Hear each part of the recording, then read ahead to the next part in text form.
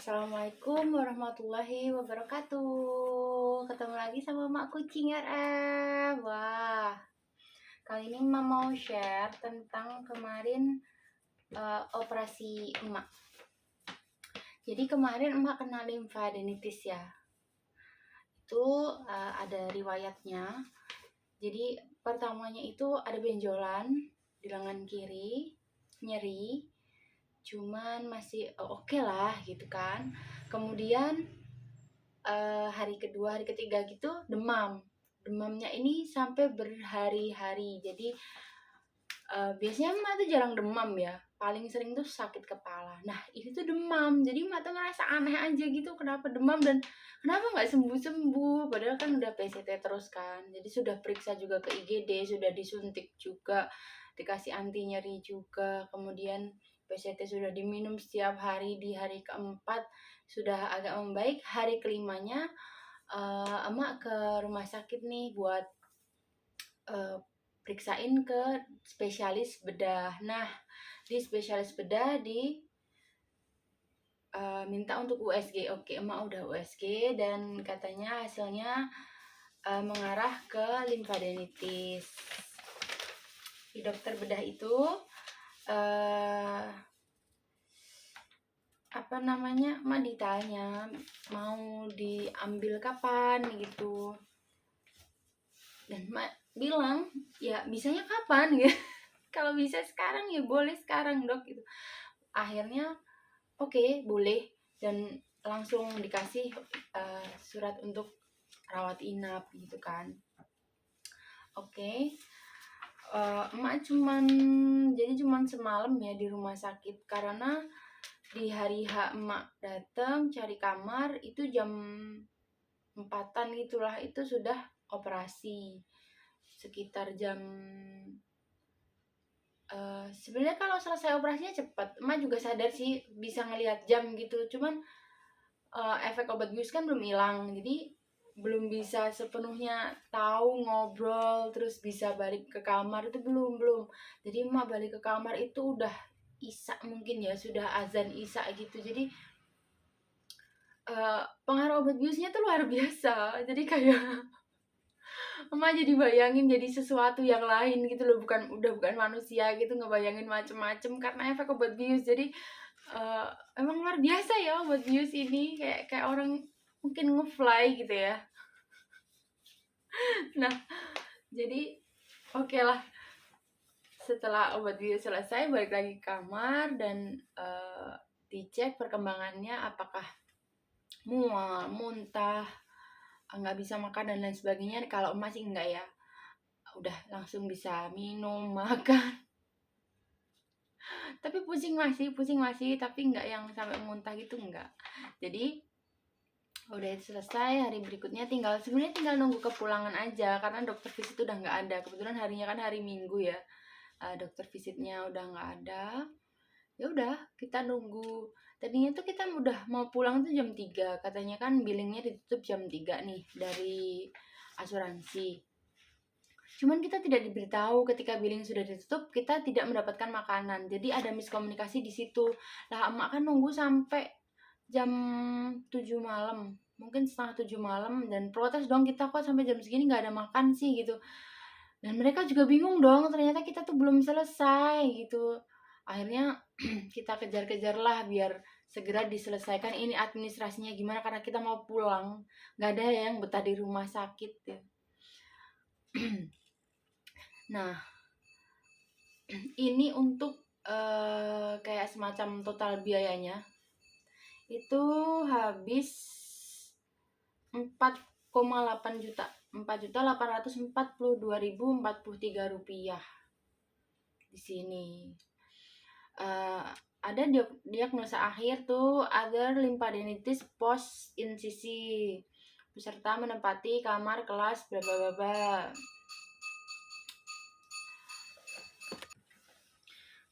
Nah di sini tuh kayak ada batasan polis gitu ya. Iya. Kelihatan nggak sih? Nah di sini tuh ada kayak batasan polis gitu, 999.999.000 gitu. Intinya 1 M gitu ya. ada batasan polisnya 1 M, biaya diajukannya cuma 4.800.000 sekian. Kemudian ada biaya disetujui dan tidak disetujui. Pokoknya intinya yang tidak disetujui itu 150.000 dan emak nggak tahu itu apa ya. Tapi yang jelas di sini itu ada jika terdapat selisih susulan dijaminkan dahulu. Jika diagnosa akhir termasuk pengecualian polis dijaminkan dahulu oleh asuransi. Kan udah begitu-begitu ya. Bahkan di lembar sebaliknya ini ada nomor 1 sampai 4 itu seluruh biaya perawatan dijamin asuransi, termasuk non medis, food supplement dan pengecualian polis gitu. Terus yang kedua, seluruh pemeriksaan, tindakan, pemberian obat yang direkomendasikan oleh dokter yang merawat dapat diberikan tanpa menunggu persetujuan asuransi terlebih dahulu. Jadi kalau itu dari dokter, itu nggak harus di-ACC sama asuransi, jadi emang boleh. Kemudian jika pasien sudah diizinkan pulang, mohon dapat dipulangkan terlebih dahulu tanpa menunggu jaminan akhir asuransi. Kemudian mohon tidak ada penahanan kartu asuransi, kartu pengenal atau KTP atau permintaan deposit. Jadi benar-benar harus pulang itu free gitu loh. Iya kan? Intinya tuh gitu. Cuman karena kemarin nggak tahu kenapa, kalau nggak salah itu ada miskomunikasi, dikiranya emak tuh melakukan bedah yang estetik gitu. Yang mau diestetikin sebelah mana? Bengkak semua ini soalnya mukanya. Jadi itu kita tuh yang aduh ini kok nggak pulang-pulang gitu ya, sampai akhirnya malam baru pulang. Tapi alhamdulillahnya asuransinya oke, asuransinya emak tuh oke. Jadi semuanya itu alhamdulillah lah, semuanya emak syukurin gitu. Jadi buat yang merasa ini tuh nggak guna loh asuransi kesehatan bla bla bla, itu kalau kalian tuh bener-bener 100% sehat terus dari dari punya asuransi sampai meninggal dunia itu bener-bener tidak melewati sakit, mungkin kalian merasa asuransi nggak guna banget. Tapi ketika kita nggak tahu ya, kita diberikan kapan sih gitu dikasih kesempatan untuk sakit sama Allah, karena katanya kan sakit itu penggugur dosa ya. Kita kan nggak pernah tahu gitu. Kalau untuk yang punya BPJS juga, wah itu tuh sebenarnya bermanfaat banget loh, tolong menolong juga gitu. Nah ini kemarin hasil ininya, hasil USG-nya. Jadi ini kan benjolannya tuh, cuman waktu dicek itu ada banyak pembuluh darah di dalam benjolan itu, makanya kemungkinan kata dokter kalau enggak tumor ya itu limfadenitis gitu. Jadi emang kalau nyeri mengganggu harus diangkat, dan emak siap aja sih, maksudnya ya operasi aja sih gitu. Kayak beberapa orang benar-benar takut untuk operasi, jadi ketika mau dioperasi malah tensinya naik gitu kan, jadi nggak selesai masalahnya gitu. Kalau emak begitu masuk ruang operasi tensi normal, ya sudah, malah cepet selesainya. Jadi untuk teman-teman yang lagi sakit, emak sangat berdoa untuk kalian semua, semoga cepat sembuh.